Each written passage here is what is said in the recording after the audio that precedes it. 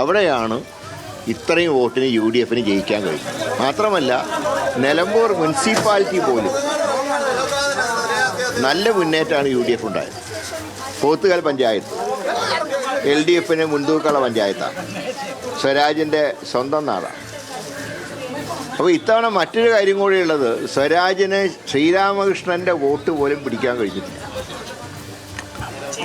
അത് ശ്രീരാമകൃഷ്ണൻ പിടിച്ച വോട്ട് സ്വരാജിന് പിടിക്കാൻ കഴിഞ്ഞില്ല.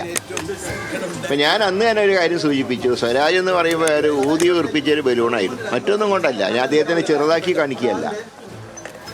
അദ്ദേഹം ഒരു 2 തവണ നിലമ്പൂർ നഷ്ടപ്പെട്ടപ്പോൾ അദ്ദേഹത്തിന് ഏറ്റവും വേദന ഉണ്ടായിരുന്ന കാര്യമാണ്.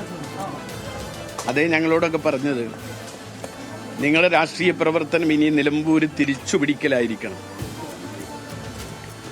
അത് കാണണം എന്ന അദ്ദേഹത്തിന് ആഗ്രഹം ഉണ്ടായിരുന്നു. പക്ഷെ അദ്ദേഹത്തിന് അത് കാണാൻ സാധിച്ചില്ല എന്നൊരു വേദന, ഒരു വിഷമം അതാണ് ഉള്ളത്. എന്തായാലും അദ്ദേഹത്തിൻ്റെ ആത്മാവ് ഇതറിയുമ്പോൾ ചിരിക്കുന്നുണ്ടാവുമെന്ന് വിശ്വസിക്കാം.